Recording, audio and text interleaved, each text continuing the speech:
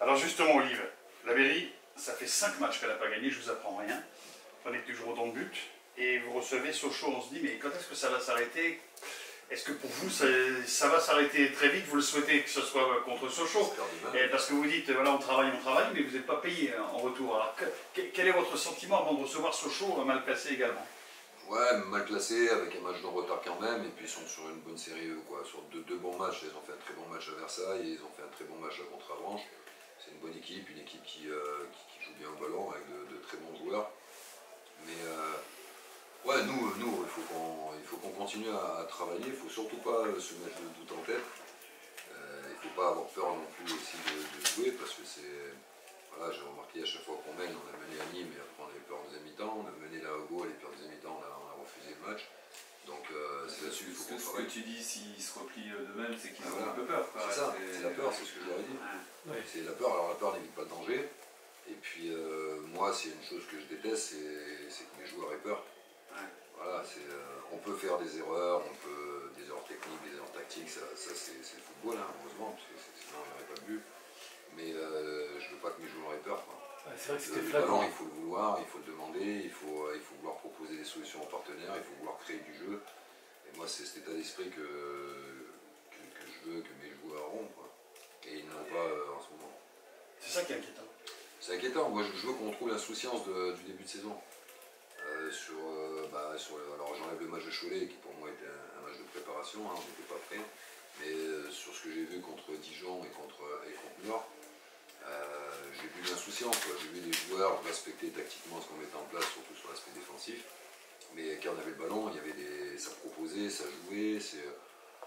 Voilà, j'ai l'impression qu'il y avait un groupe qui disait bon, on est arrivé, on n'est pas prêt, mais on va se lâcher, on va tout donner.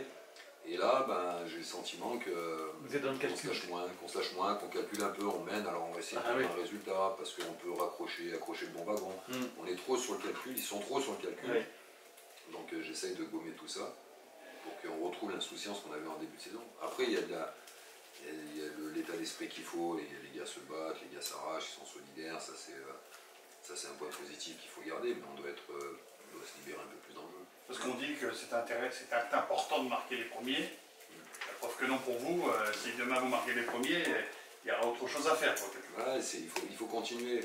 L'exemple du match de Red Star, c'était une très très bonne équipe, mais je pense qu'on est l'équipe qui a posé le plus de problèmes au Red Star, à part le match à Gaulle où ils sont passés à travers. Et sur les 7 victoires d'affilée qu'ils ont fait, je crois qu'on est l'équipe qui a posé le plus de problèmes au Red Star. Et malgré ça, quand on égalise, au lieu de pousser, justement d'appuyer, parce qu'on est chez nous, parce qu'ils sont dans le doute, on s'est mis à reculer et à refuser le jeu de nouveau. Donc ça, il faut corriger tout ça. Tu veux une équipe plus ambitieuse sur le terrain. Et quitte à faire des erreurs et à prendre des buts, mais au moins produire du jeu et aller poser plus de problèmes à l'adversaire. Vous êtes diminué, ça fait partie aussi d'une saison, ça vous pose problème dans la mesure où vous n'avez pas un effectif très très grand, très très ample. Comment vous allez faire?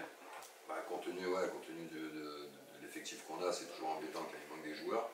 Il y a des jeunes qui sont là, même si certains ne sont pas prêts, il va falloir à un moment donné qu'on les lance et ça va être le cas demain. Et tu peux dire qui va venir rejoindre le groupe?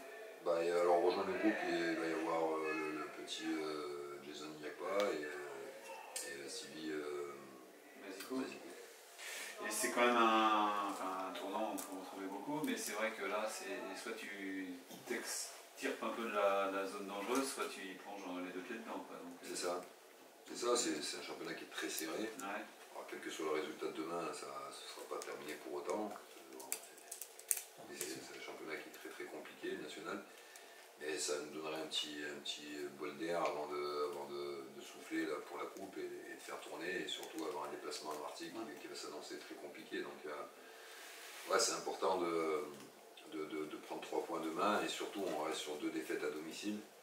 On a fait 4 matchs, on a 2 victoires, 2 défaites. Il faut renouer avec la victoire à domicile, c'est important, et ce, quel que soit l'adversaire.